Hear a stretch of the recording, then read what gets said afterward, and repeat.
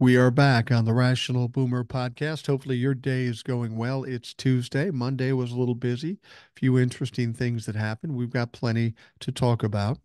Got some emails too. I love the emails. You know that. I think it's very important that you folks participate in the programming of this show because what you have to say is just as important as what I have to say. That's the whole point of the Rational Boomer. I'm approaching 300,000 followers on TikTok, and that is awesome. But it's not a celebration of me, it's a celebration of us. Because me alone, I can't really do much unless there are other people of a like mind that are willing to support and talk about the same things I do. And so as I approach this 300,000 follower or peer point, I'm very gratified, not in my own accomplishment, but in the fact that we were able to find enough people to come together. And when people come together, there's more power there. And for that reason, I'm excited about the continuing growth of TikTok and, of course, the Rational Boomer podcast. I've told you many times that I don't really care or think about what other people think of me. It's never really ever worried me. And I got to be honest, if you don't worry about what other people think, life is so much simpler. One of the things you find out when you get older and you worried about all the people and what they thought about you, as you get older, you realize they weren't thinking about you at all. It wasn't a big deal. You worried for nothing. But in spite of that, there's one person that gets in my head, and she's getting in my head right now. See, I'm going to go babysit my granddaughter tonight for about an hour or two with my wife. My son's going to a planning commission meeting or something along those lines. And that little 3-year-old got in my head because the last time I saw her, as I told you, she hugged me and she said, Grandpa, you smell like meat. Now, I was perfectly clean. The clothes were clean. I don't know how she got that, but she spit it out. And under normal circumstances, I wouldn't give a shit what you said to me. But that little girl, I'm troubled by that. I'm thinking to myself, and what's pissing me off that I'm even worried about it, because now I'm thinking to myself, well, maybe if I put on some baby powder or aftershave or cologne or something, and then she'll probably hate that. Why am I so fucked up in my mind about this 3-year-old? All I have to do is give her a fucking popsicle and she'll love me. Nonetheless, we're going to go talk to her and hang out with her tonight, and I'm looking forward to it immensely. All right, let's get to some emails. We've got several of them. Dear Boomer, I've just been watching Midas Touch. They had a lady on there discussing Taylor Swift and the backlash from the right wing channels like Charlie Kirk. Honestly, who went back to the 1800s and dragged these poor specimens out of the back alleys? Their misogyny is beyond a joke. Talk about toxic masculinity. Yeah, there's plenty of it in the Republican Party. My real point is that the right to freedom of speech, how can people stop this poison from generating the hate it generates? It is pure hate speech and shouldn't be allowed. But here we are. The explosion of these hate filled right wing channels has done something much worse to the fabric of the United States, though. It has degraded the pride people used to have in their president. When Kennedy was assassinated, the whole country was devastatingly shocked and mourned that terrible act. But today, what would happen if, God forbid, the same thing happened to Biden? It would be celebrated by millions of people who have fallen prey to Fox and Newsmax, who twist facts to serve their narrative and made the pride in being American solely reliant on who's leading. Now, I just have to add something here. Yes, there probably would people that would take great joy in something happening to Joe Biden. But make no mistake, that same joy would happen if it happened to Donald Trump. It's really a level that this country has never seen. Um, the humanity in this country, the divisiveness is pretty devastating, to be perfectly honest with you. She goes on to say this poisonous propaganda needs to be controlled somehow if America is to survive as a proud nation. Warranted criticism is one thing, but pure propaganda is poison to the fabric of a country and the ideals that produced it. Hopefully, someone with a better understanding of these issues can find some way to solve this conundrum as soon as possible, I think. Yours, Angela the Brit. Well, Angela, I share your thoughts and your opinions on this. We have diminished this society. Like I say, the care and concern for other people only if they happen to be in agreement with your side of the aisle, I guess. It is pretty disgusting, but I want to tell you something though. Things typically change, you know. I'm trying to think back in my life. Remember in the 60s and 70s, smoking was a cool thing. Everybody smoked. It made you look cool. There were TV commercials for smoking. Doctors even said, yeah, smoking's good for you. But then we found out it wasn't good for you. And slowly but surely, we made the transition, and no commercials for cigarettes on TV, no way you can possibly smoke in a restaurant and that sort of thing. It took a long while, but the culture was changed. You no longer see a million people smoking. You no longer see it in planes or restaurants or bars or anything like that. Um, it just doesn't happen anymore. They changed the culture. And as much as we have problems now with our culture and the hate and the divisiveness, that can be changed. It will be changed. I mean, that's how our country works. We have bad things, and then slowly but surely we work our way out of it and we get into a different culture. And I firmly believe that's what's going to happen here.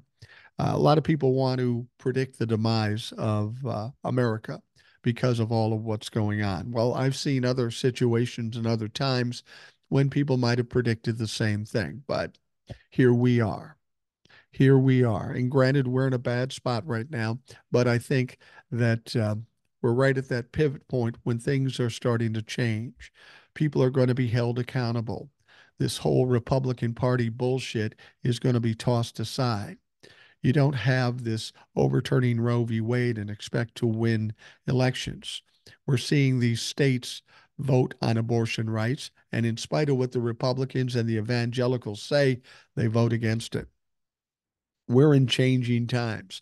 I think that's what you should think about. We're not so much in horrible Armageddon times. We are in changing times because things always change. Culture changes. And we're at that point. We may be at our lowest point, but we got only one way to go, and that's up. And I really believe that's where we're headed.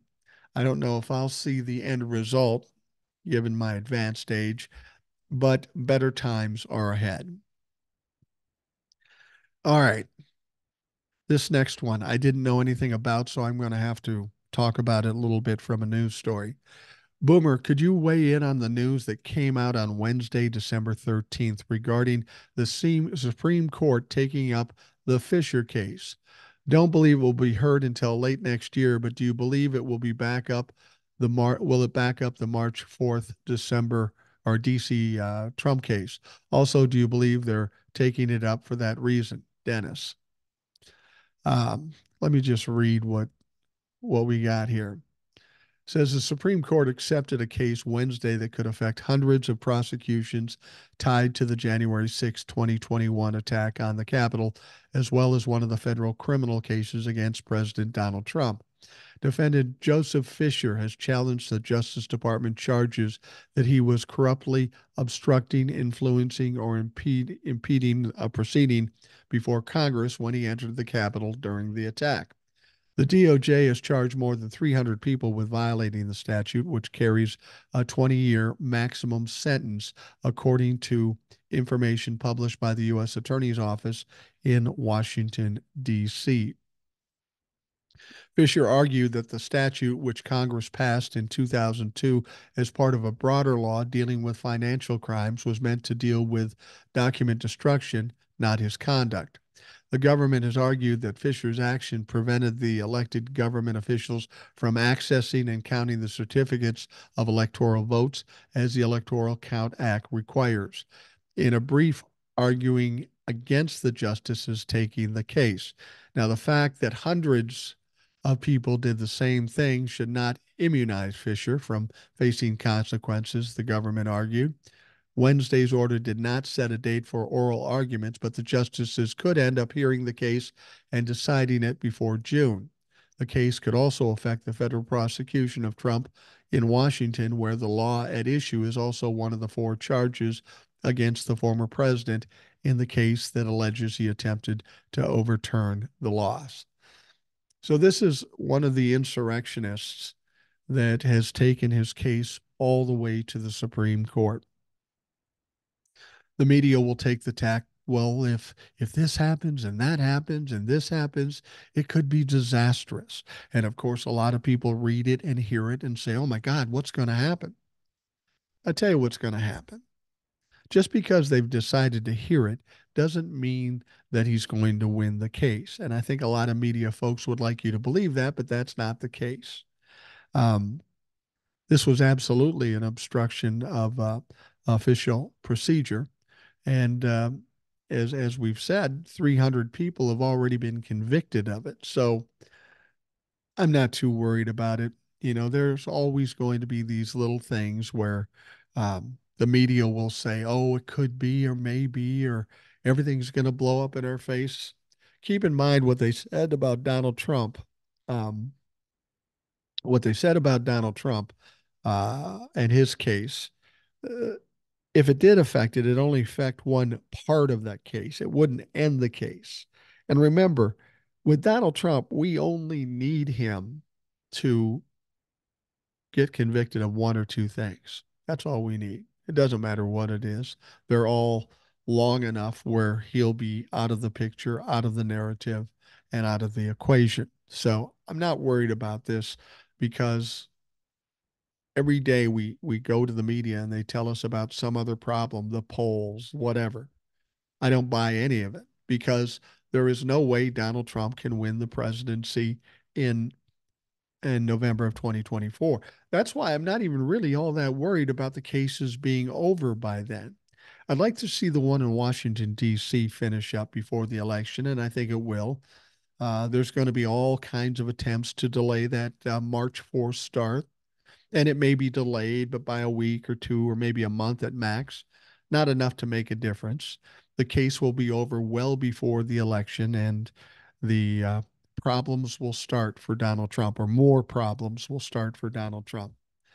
But here's the thing: when I say I don't think Donald Trump isn't going to be the nominee, it isn't because I think somebody's going to say, legally, you can't run for office.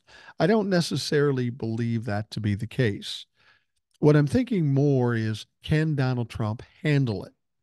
Keep in mind, he's going to be 78 years old in November of 2024. He's not a healthy specimen, not in mind or in body. This is a lot of pressure for anybody, let alone an elderly man who's got some cognitive issues.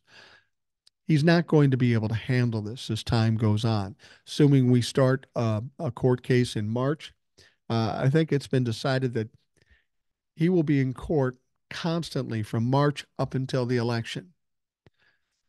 Now, during all that time, before any convictions, there'll be a lot of evidence released.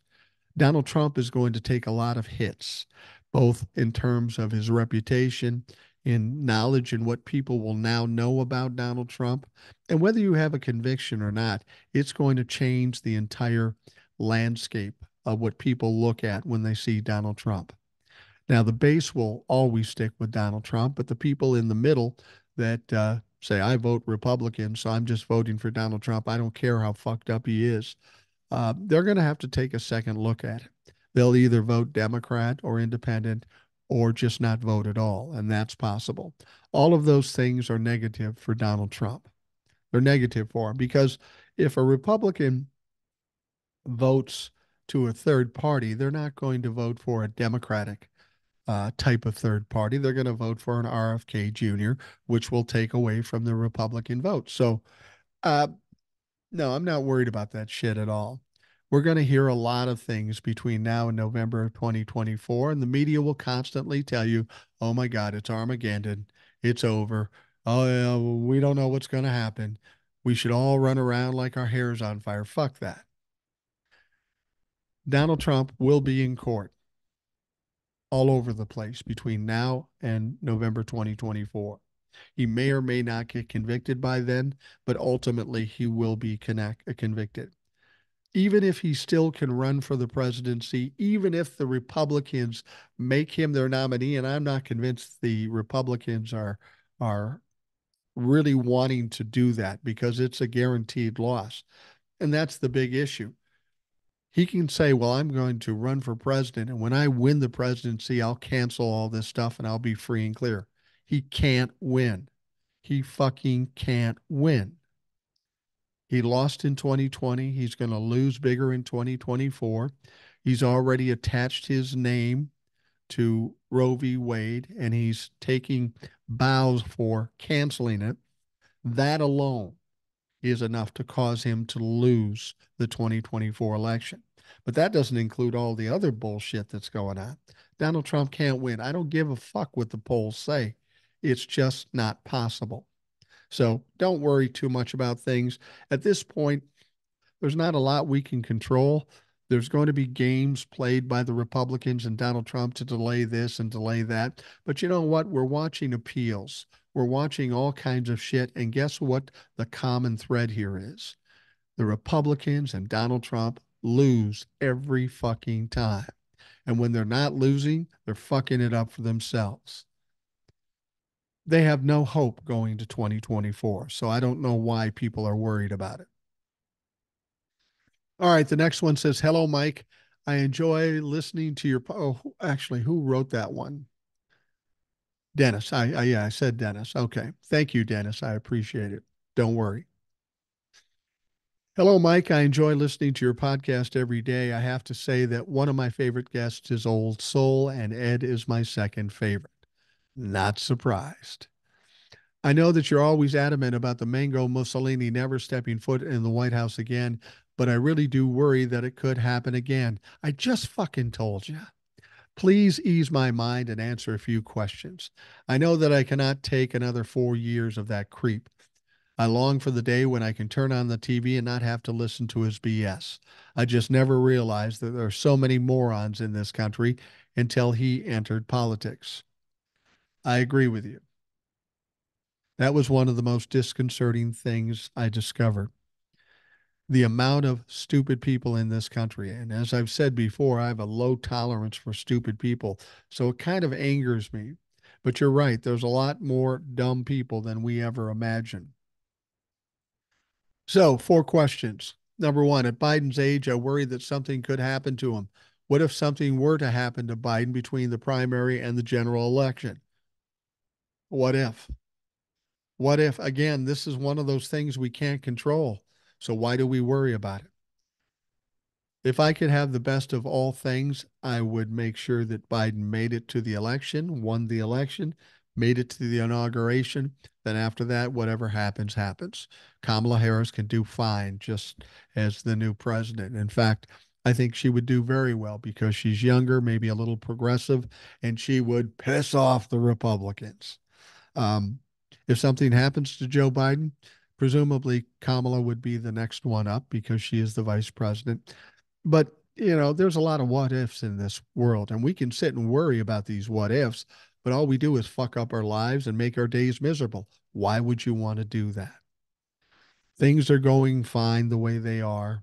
At this point, Biden's on track to be the candidate, assuming all goes well. When he does, he will win. And then after that, I'm not worried. Whatever happens, happens. If Biden's age is a problem, whether his cognizant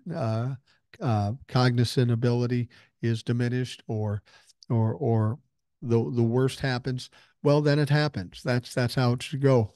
I believe he'll make it to the election. I believe he'll make it to the inauguration, and I believe he'll make it beyond that. But we don't know, so why are we worrying about it? All right. Number two, we all know Trump didn't win the popular vote in 2016.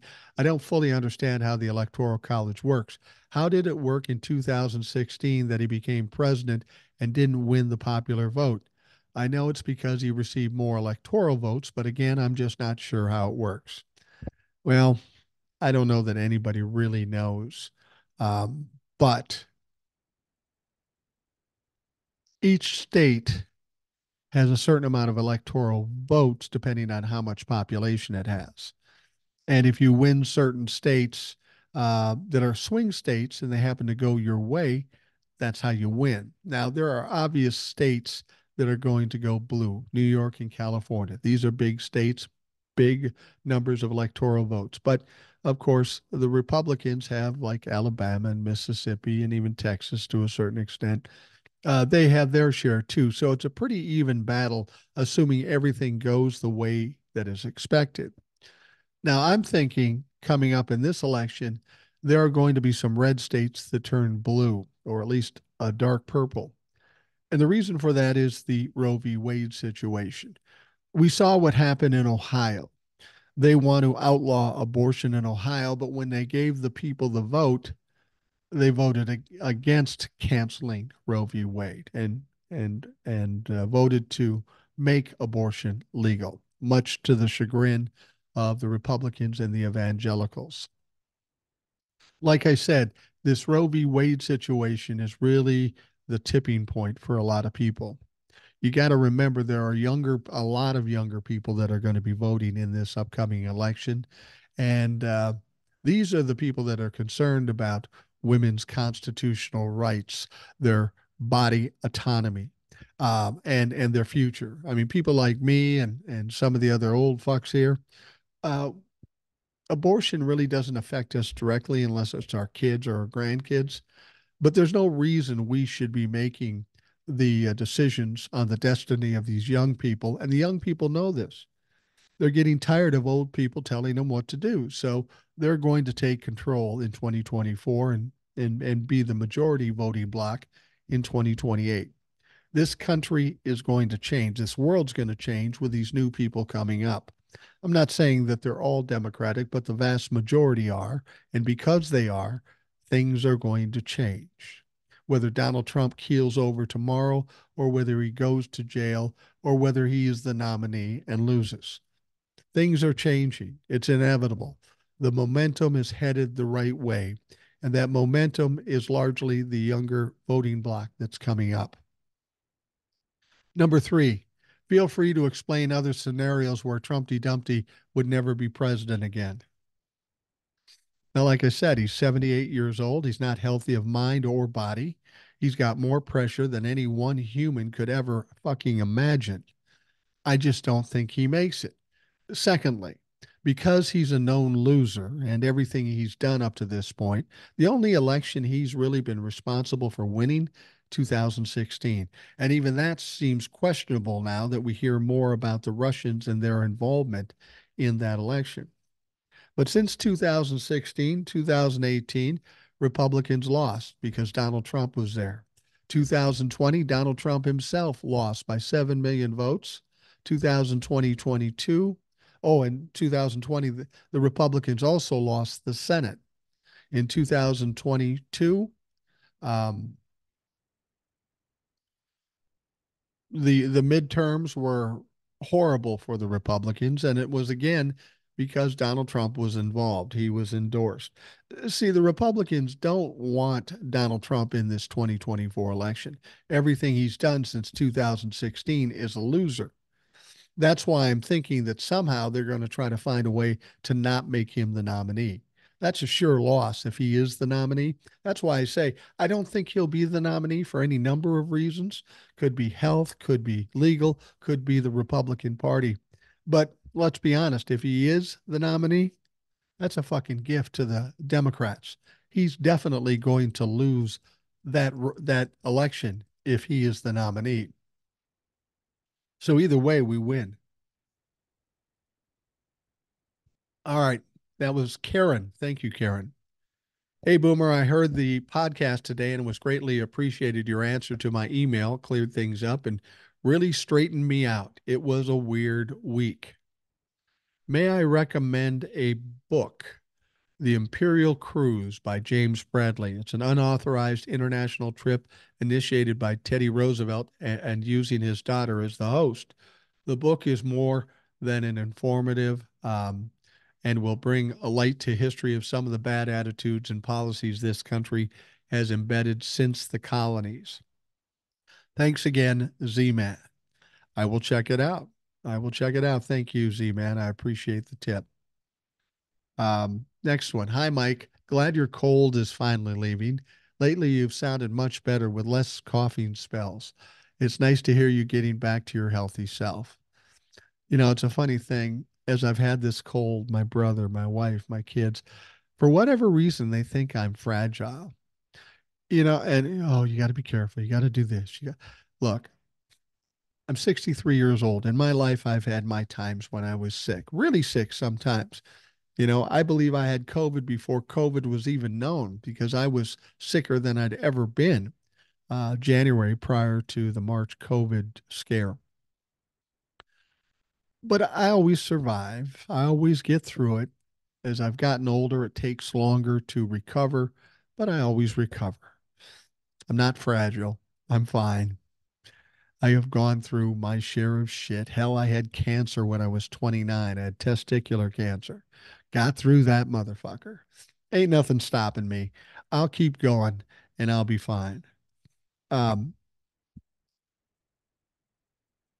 this emailer goes on to say the weekend shows where what brings about this email. First, the one with Old Soul was great, as usual.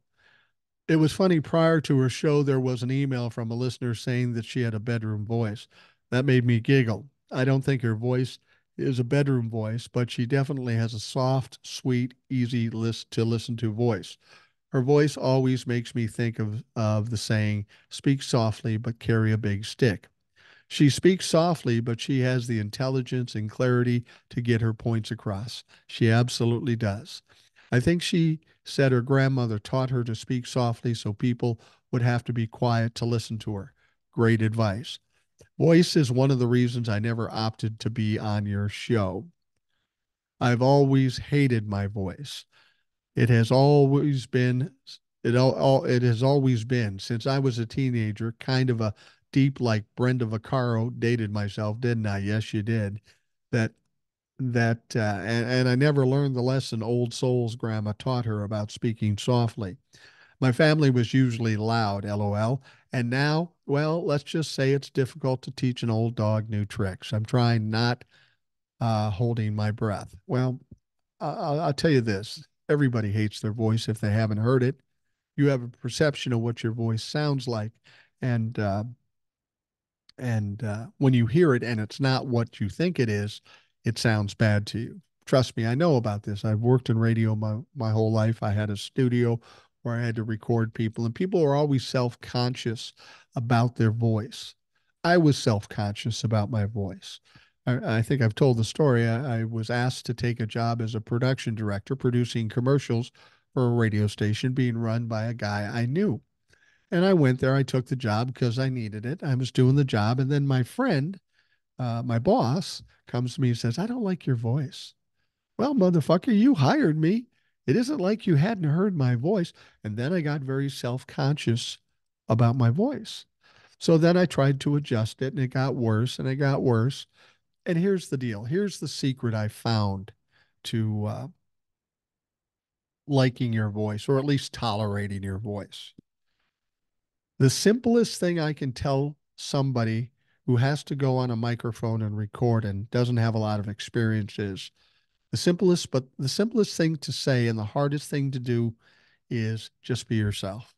Honestly, don't try to put any affects on your voice because it will strain your voice. It will sound unnatural.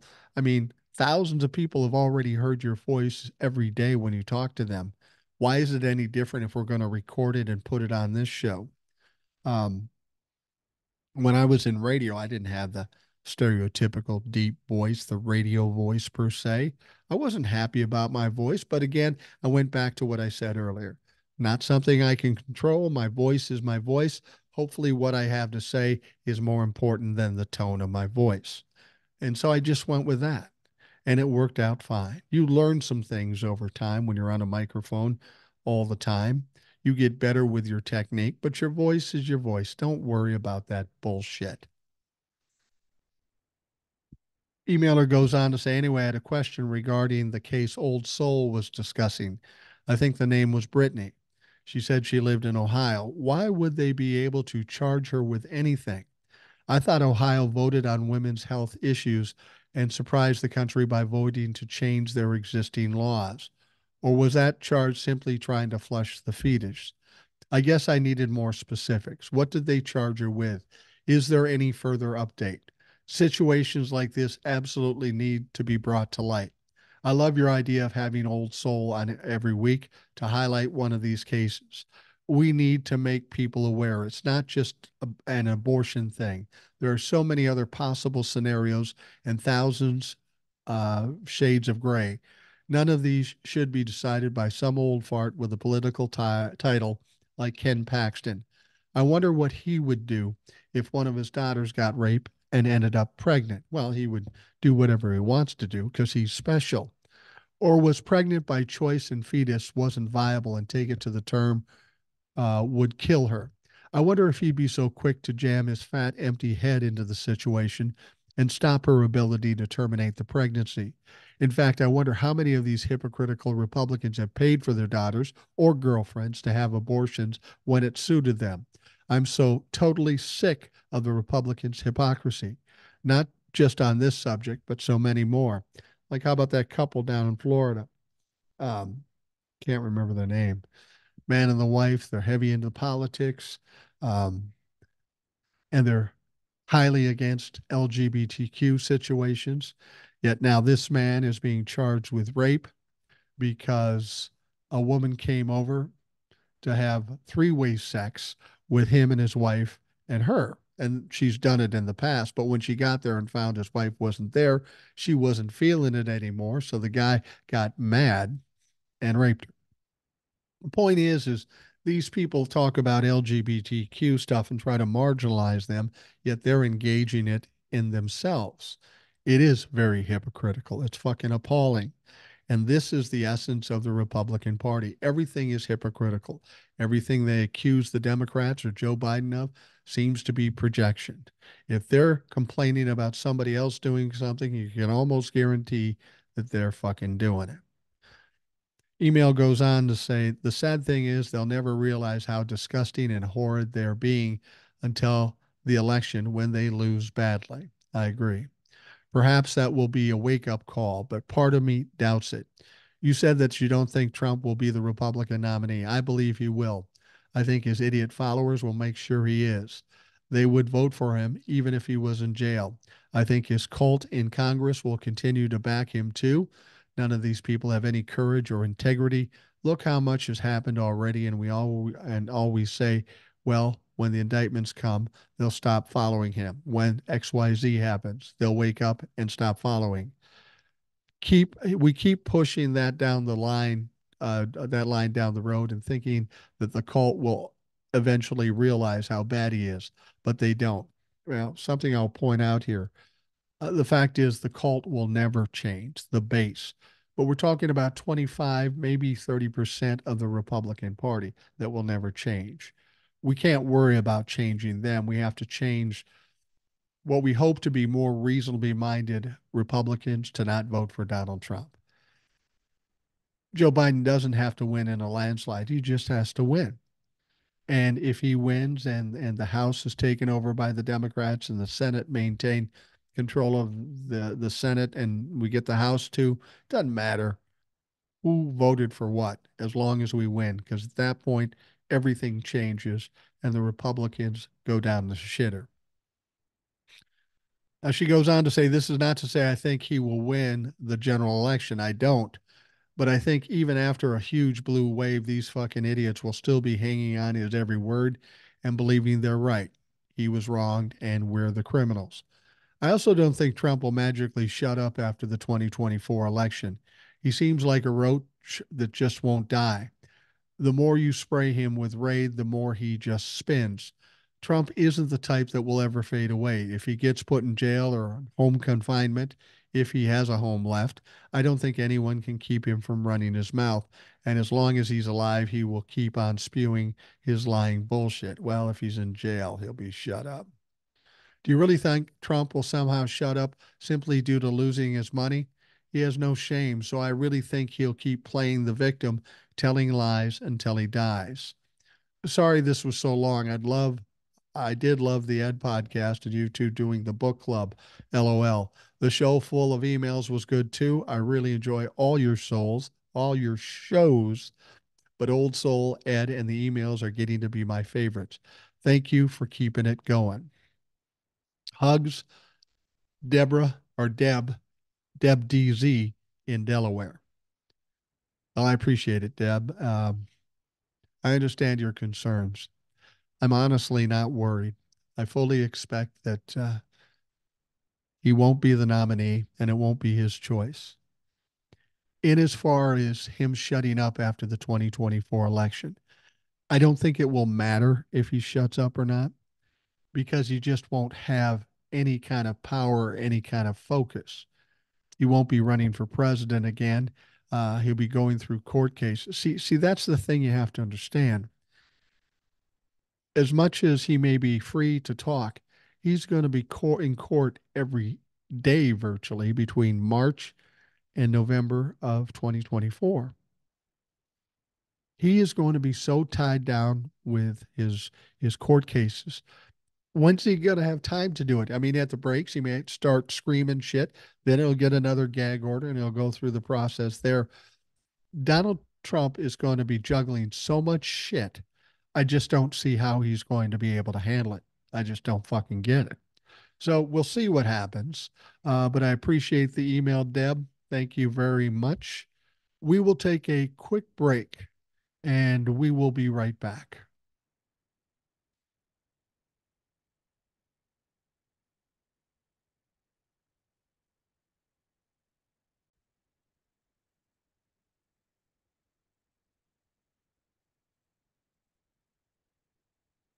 All right, we are back on the Rational Boomer podcast, and believe it or not, we have some more emails. So we're going to keep going with the emails. Next one says, "Hey Mike, so enjoy the shows with Ed on. To hear you guys talk about Nixon and Reagan and how their policies, along with other Republicans, have screwed up this country is always a lesson for this former Republican. All those years of brainwashing I went through was truly depressing, and it's so enlightening to learn the truth. And I thank you, Ed, and other guests you have on. It's just sad to hear my friends who are in no way MAGA claim Biden is responsible for layoffs in such industries as Big Pharma. I have to remind them that Big Pharma is about making money for their companies, and if layoffs help, then so be it. If you think Republicans have a better plan, just remember they can't even elect a speaker in a timely manner, or the state of Texas can't even fund education with an overwhelming majority. I'm optimistic Biden and Dems will win in 2024, but folks got to be reminded there is no true alternative. One party gives a fuck about us, while the other one only serves the orange Jesus. As always, thanks for all you do. We got to keep the faith and we got to keep fighting. So glad to see Joe is doing that more forcibly, using Trump's own words against him. Been a while since I've been on. We'll be in touch about doing that soon. Your friend from Texas, Jace. In fact, I did talk to Jace yesterday, and he will be on, I think he's going to be on Thursday night, but it'll be on Friday during the day. So Jace from Texas is coming up on Friday. All right, the next one comes from Jin, not Jim, Jin, Jin. Hi, Mike. I've been hearing there is some progress on the border security. However, I got a feeling that even if the Senate passes a border security bill, MAGA Johnson will not bring the Senate bill to the floor because if the border security is passed and signed into law by Biden, the GOP won't have a talking point in 2024. So immigration would have to wait until 2025. Once again, Democrats regain the House, retain the Senate, and Biden gets reelected. Drink hot water with honey. Gin. Thank you. Yeah, this is going to be an interesting one. The Senate is trying to come up with a plan to come up with money for the border. I have no problem with that. I don't even know why that's an issue. Give them what they want. Let's handle Ukraine. That's a bigger issue at this point. I know there are people down on the border saying, "Oh, that's the biggest issue." That's just a talking point for the Republicans. The border issues have always been there. They will always be there. And to be perfectly honest, anything Joe Biden's wanted to do for the border, it's been obstructed by the Republicans because, as Jen points out, they need a talking point. They don't need Joe Biden to fix it. They need to be able to bitch about it. And that's what they're doing. I think there's enough pressure with Israel and Ukraine that they will get something done. But remind you that the House Republicans are on fucking vacation till January 8th. Remember, the budget thing has to be addressed some point before January 15th or the country shuts down. I'll tell you, like I told you the last time, the country's not going to shut down. They'll come up with something at the last moment. And I think with regards to Ukraine and Israel and even the border, they'll come up with something like that. I mean, Lindsey Graham and Mitch McConnell have spoken out about the importance of funding Israel as much as the Republicans in the House are against it because they are a chaos fucking quorum. Um, they will end up doing something. They've got to. It's great to double down and show that you're tough, but we've seen how tough they are when it comes down to these budget things and closing down the country. They say they want to close down the country, but they never do it because they know it will be blamed completely on them and they will be even fucked more than they're fucked already. All right, thanks, Jim. The next one. Hi, Boomer. Another example of Trump's losing streak happened Saturday night. I know what you're talking about. I follow boxing and mixed martial arts fighting, not closely, but I keep up with it. And I've been a big boxing fan ever since I was young, too. In the UFC, there's one fighter who completely embraces MAGA and Trump, Colby Covington. He fought Saturday night. As you'd expect, he's a hateful jerk. Pre fight, he taunted his opponent about his father, who was murdered. Colby proceeded to get his ass thoroughly kicked in the fight. Of course, consistent with Trump, he made excuses and called the fight rigged, void of grace, just like Trump. Speaking of that, the fat fuck, he attended the fight and seemingly got booed along with Colby after the fight. And this is in a very friendly room for him. So, yes, that lying, raping, grifting pile of blubber keeps on losing, and it's going to continuously accelerate, and it is glorious. Best garage door Jeff. Yeah, he was there. And I got to tell you, I'm amazed by how many people will sidle up with Donald Trump. Can they not see that this is going to be bad for them in the end? He's a buddy of Dana White's, the man who runs the UFC or owns the UFC. They're buddies. Can that possibly be good for his brand? Unless maybe his brand is all a bunch of Trump pumpers, then fuck you then. Mario Lopez was there too. I saw somebody show a video of it. Really, Mario? Is that a good fucking idea? You're just some plastic guy on TV that once had a show that was popular. You really want to be associated with that shit? Are you going to be this generation Scott Baio? Is that what you're going to fucking do? God, that's stupid. All right. We got a couple stories that came out yesterday that are important to talk about. So let's get to them. Thank you, Garage Door Jeff, for the email. This is an interesting story. It's actually a very revealing story. I mean, we know the problems with the Supreme Court, specifically Clarence Thomas, the grifting, the corruption, and all this bullshit. How does this ever happen? Well, I think we know how it happens now based on a story that came out yesterday. In early January of 2000, Supreme Court Justice Clarence Thomas was at a five-star beach resort in Sea Island, Georgia, hundreds of thousands of dollars in debt.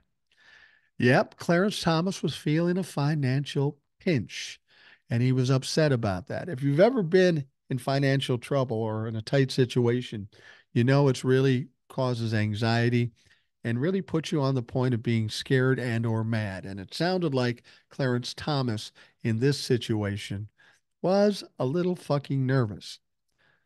Now, after almost a decade on the court, Thomas had grown frustrated with his financial situation, according to friends. He had recently started raising his young grandnephew, and Thomas's wife was soliciting advice on how to handle the new expenses. The month before, the justice had borrowed $267,000 from a friend to buy a high end RV. Now, isn't this interesting? You're having all kinds of money problems. You're wondering how you're going to pay the price of bringing in a child, and you're making $177,000 a year or thereabouts. Don't we all wish we had those kind of fucking problems? Well, he was nervous about money. He got himself into debt. Now, at this resort, Thomas gave a speech at an off the record conservative conference. He found himself seated next to a Republican member of Congress on the flight home. The two men talked, and the lawmaker left the conversation worried that Thomas might resign. Apparently, Thomas said, "Listen, man, I'm not making enough money. If I can't get more money, then I'm just going to have to resign or retire and go off in the real world and make big money." Well, he is a conservative judge, and the Republican lawmaker that he was talking to is nervous about that because I think who was the president at that point? Whoever the president was could replace him with a Democrat, and the Republicans don't want that. So this Republican lawmaker went back to his group of dumb fucks and said, "Hey, we got to do something about this." But what can you do? Actually, the salary at the time was, excuse me, $173,600, which is equivalent to $300,000 today. But he was one of the least wealthy members of the court, and on multiple occasions in that period, he pushed for ways to make more money. In other private conversations, Thomas repeatedly talked about removing a ban on the justice giving paid speeches. Old Clarence wanted a side hustle. Now, Thomas's efforts were described in records from the time obtained by ProPublica, including a confidential memo to the Chief Justice William Rehnquist from a top judiciary official seeking guidance on what he termed a delicate matter. The documents, as well as interviews, offer insight into how Thomas was talking about his finances in a crucial period in his tenure, just as he was developing his relationship with a set of wealthy benefactors. Now, here's the interesting thing. All Clarence Thomas wanted to do is lift the fee, make it available to give speaking engagements and charge fees for those speaking engagements. Congress never lifted the ban on speaking fees or even gave justices a major raise. But in the years that followed, as ProPublica has reported, Thomas accepted a stream of gifts from friends and acquaintances that appears to be unparalleled in modern history of the Supreme Court. Some defrayed living expenses, large and small, private school tuition, vehicle batteries, tires, other gifts from a coterie of ultra-rich men. Well, that's interesting. It's very interesting. So what this maybe tells us that while Congress didn't like the idea of Clarence Thomas or anybody else resigning because they're not making enough money and they couldn't raise his pay enough to make it worth his while or keep Clarence happy, all of a sudden these billionaire donors come to the rescue and start giving Clarence money. How do you think that happened? I would bet that members of Congress went to these ultra rich people and said, "Dude, we got to do something. Here's what we do. You help us by getting these fucks more money, and they'll help you with getting you some more acceptable decisions in the Supreme Court." And that's how it started. Explains a lot. Why hasn't Congress done something about this grifting? Well, because they fucking started it, apparently. That's interesting. Precisely what led to so many people to offer Thomas money and other gifts remains open question. But if it looks like a duck, man, there's no evidence that justices ever raised the specter of resigning with Crow or his other wealthy benefactors. But something precipitated this, and it would have to be something big. And losing a conservative judge on the Supreme Court may be just one of those big things. George Priest, a Yale Law School professor who has vacationed with Thomas and Crow, told ProPublica He believes Crow's generosity was not intended to influence Thomas' views, but rather to make his life more comfortable. He views Thomas as a Supreme Court justice as having a limited salary, Priest said, so he provides benefits for him. Oh, so what you're saying is a billionaire just decided to help Clarence Thomas out and expect nothing in return. Uh, I don't believe that. Billionaires don't give away money without expecting something in return.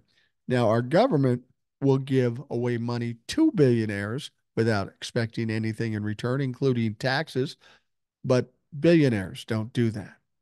They didn't give Clarence Thomas money just because they were nice and they thought Clarence was nice. And basically, the way that Clarence Thomas behaves, it's pretty obvious what they were buying when they bought off Clarence Thomas. This is going to be interesting because now it involves Congress. If there's any proof that Congress was the ones that initiated this, kind of the facilitator of getting these Supreme Court justices money, it will explain a lot. But in addition to that, there may be some culpability. There may be some indictments in the offing. We got enough stuff to deal with now, but after 2024, expect people to be looking into that bullshit. All right. We know the story about Ruby Freeman and Shaye Moss, two Georgia election workers who just won a $148 million defamation verdict against Rudy Giuliani. Rudy Giuliani can't shut up. Here's a man that can't learn a fucking lesson because he did exactly what Donald Trump did to E. Jean Carroll. Right after the case, he walked outside and he defamed these two women again. Well, clearly, these women look at this defamation as dangerous because every time they say something, it inspires people to threaten, stalk, or whatever. So even though they won the case, they weren't happy because, well, the problems still exist. And dumbass Rudy Giuliani isn't smart enough to keep his mouth shut. So Rudy defames them again, and what happens? Well, yesterday, Ruby Freeman and Shaye Moss filed another defamation lawsuit, ensuring that Rudy Giuliani is going to be on trial for a long fucking time. He's got the criminal trial coming up in uh, uh, in Georgia, and he's going to have another defamation lawsuit, and ultimately he's going to go to court about Dominion too, I believe. He's in the mix there for a lawsuit. Now, I don't think these two women can get any more money out of him. I don't think they'll get the 148 million, but they're going to get whatever he has now or in the future. The only thing Rudy can hope for is that he keels over and dies because he's 79 years old. He's an alcoholic. He's not in good health. That's the only thing that's going to save him at this point. And I'd be fine with that. I'd be absolutely fine with that happening. Now, in July, Giuliani conceded in a court filing that he had lied about the two women. The ex-attorney refused to turn over any key documents in the case, leading to a default judgment in August. See, that's the thing that's interesting. He never offered any evidence, put up no defense. He lost the case in a default. Yet now he's outside the case after losing and saying, well, wait till the facts come out. Well, where are they? You would think timing would have suggested that you brought them out during the trial, so maybe you didn't lose. So now he is talking about that he's going to appeal. Problem with appealing, he does have to put some money up, a bond of some sort. Maybe not the full $148 million, but a significant sum, a sum that he probably doesn't have. And secondly, when he goes to an appeal, he can't introduce new evidence. He can only fight over the evidence that was in the original case. But since he provided no evidence, how the fuck is he going to win an appeal? He's not. He can't complain about evidence or how evidence was dealt with because he never fucking offered any. Rudy Giuliani has fallen a great distance. He was once revered and looked up to, and now he's nothing more than a fucking joke. I mean, this man is so fucking stupid. I cannot believe it. It's unbelievable that he's fallen to this level.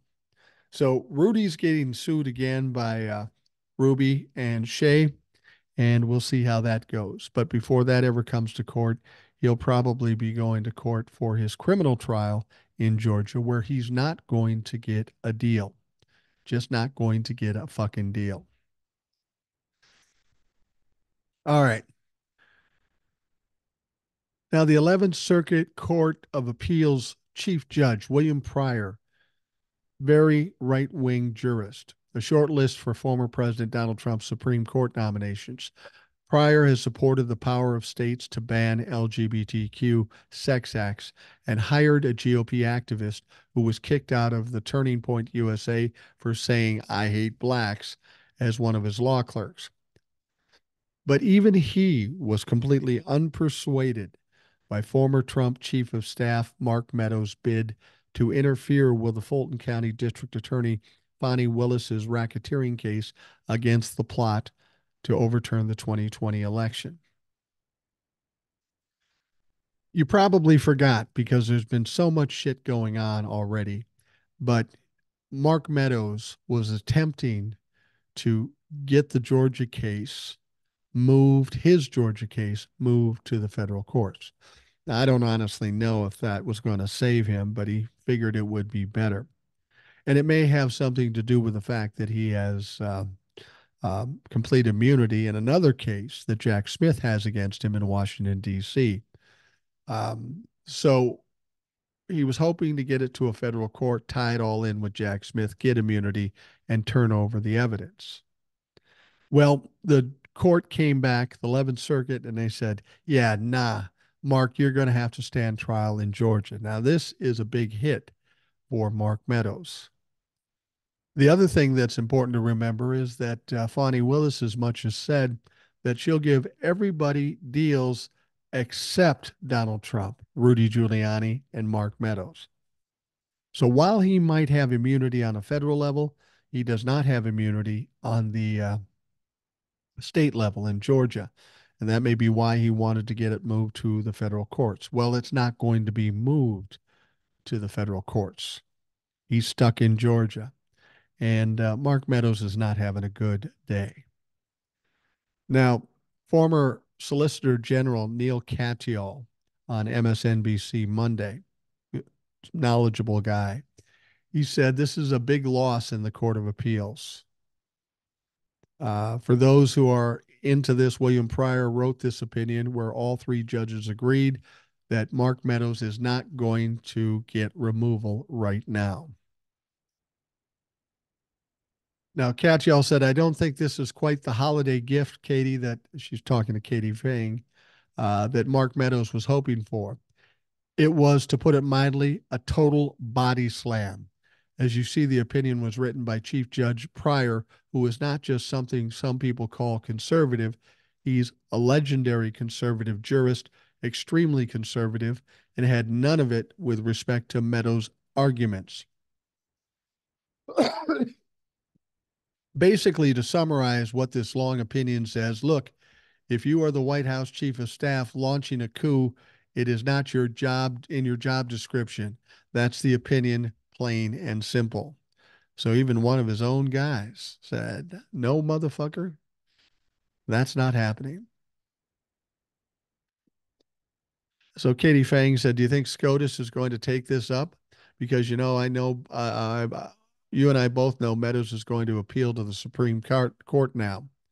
Katyal says, well, he certainly can try. I don't think there's any chance that this case is going to be something the Supreme Court is going to grant and rule for Mark Meadows. This is going nowhere fast.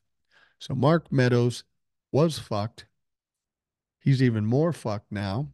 He's without hope, and he's going to have to deal with the consequences. That's good news.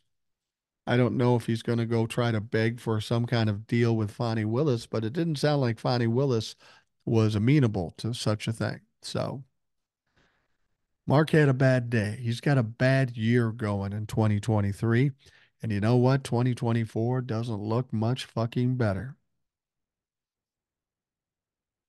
All right. Donald Trump, once again, and his lawyers once again tried to get the lawsuit in New York, dismissed. Judge Arthur Enger on Monday relentlessly mocked Trump, his attorneys, and his financial expert in a scathing rejection of the former president's fifth dismissal request in his $250 million fraud case, according to a new report.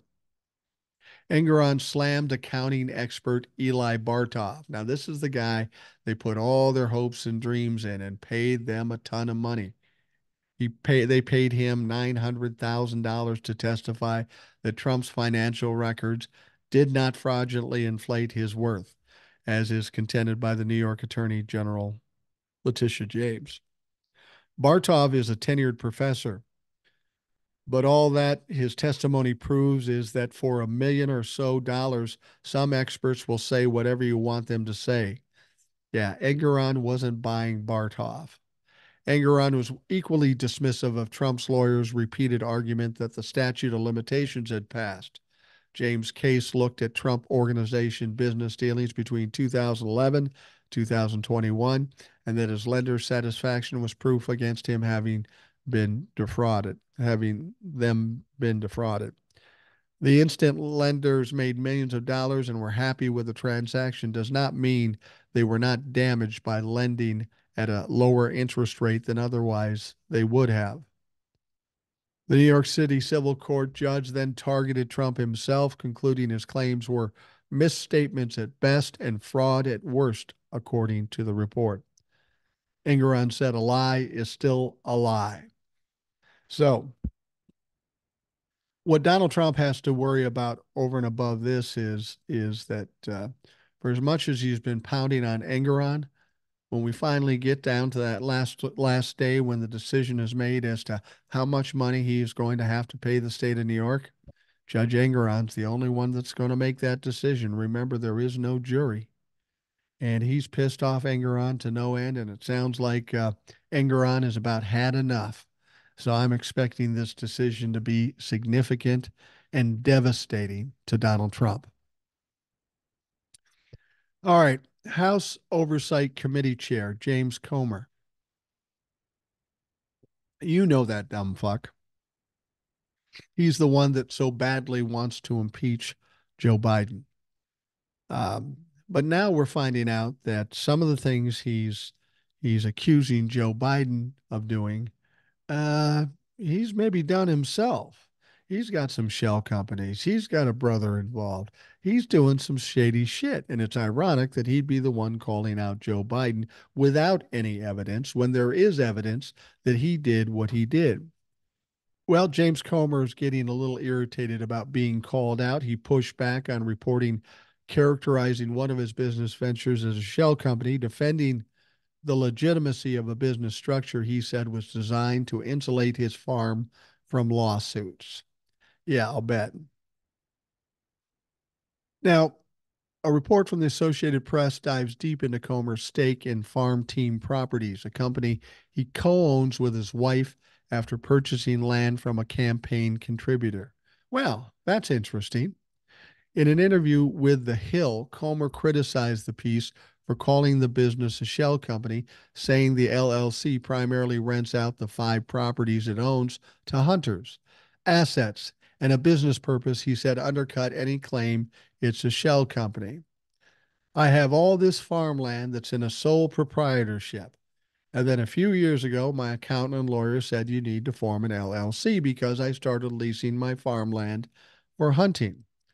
3 weeks ago, during deer season in Kentucky, I probably had 75 men that climbed up a tree at 4:30 in the morning in pitch dark to sit in a tree stand to try to kill deer, Comer said, noting the risk of lawsuits if any hunter got injured on the property.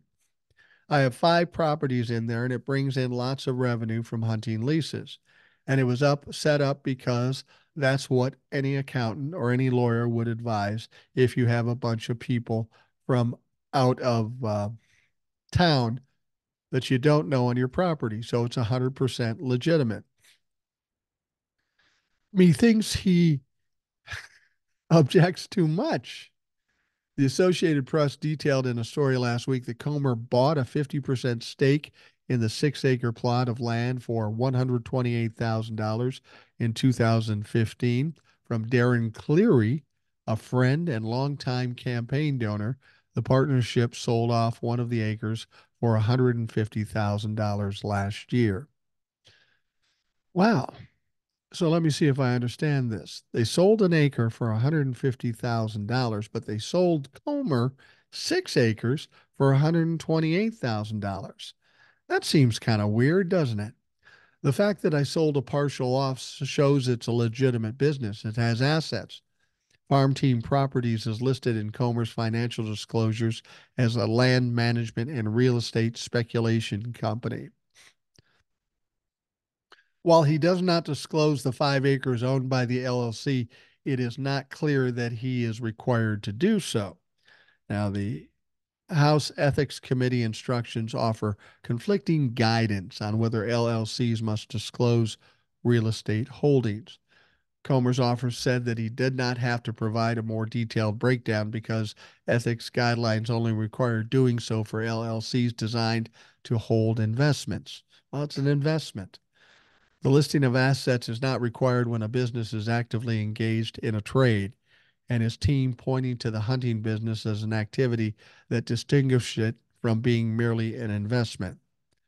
Yeah, that sounds like an idea that an accountant came up. Hey, if you just rent it out for a couple pennies for people to hunt on, then you can call it a business and you can do whatever you want. Yeah, I get that. I've heard that story before. Farm Team Properties LLC is a privately held company actively engaged in business of land management, including hunting, leasing, and real estate speculation. Yeah, it sounds like to me that an accountant got creative and states these things, whether they be true or not, just to make Comer look good. But I got to tell you what, this is more sketchy than what we're hearing about Joe Biden. I mean, because it sounds like what Joe Biden is doing is sketchy, but there is no evidence. In this situation, there's clear evidence. Now, whether it's illegal or not, I don't know, but I think it would justify an investigation. I think we could all agree on that. But for whatever reason, Comer wants to go after Joe Biden with no evidence and not talk about his situation with evidence. Again, I don't know if it's illegal, but it seems logical that you'd want to check into it, especially since this guy, James Comer, is so sensitive to this funny business with money. I'm not saying James Comer's doing any funny business, but some things look a little troubling. Again, like the fact that he sold a plot of land, an acre of land for 158,000, but he bought 6 acres for 128,000 and he bought it from a donor. That would be a very easy way for the donor to give James Comer money and make it look legit. See what I mean? Say he's got 6 properties or 6 acres worth 150,000 apiece. He buys 6 acres um, for 128,000. So he's spending 128,000 if he sells all 6 acres for 150,000 apiece. That's $900,000. That's quite a markup. That's quite a profit. And it comes from a donor and they made it out to look legal. I'm not saying it's sketchy, but you got to question it a little bit, I think. And I think he's a little too sensitive over this issue. And that tells us maybe something fucking sketchy is going on. All right. We are going to wrap up the Rational Boomer podcast. I want to thank you for taking the time out of your day to listen. Hope you have a great day, and we'll talk to you again tomorrow.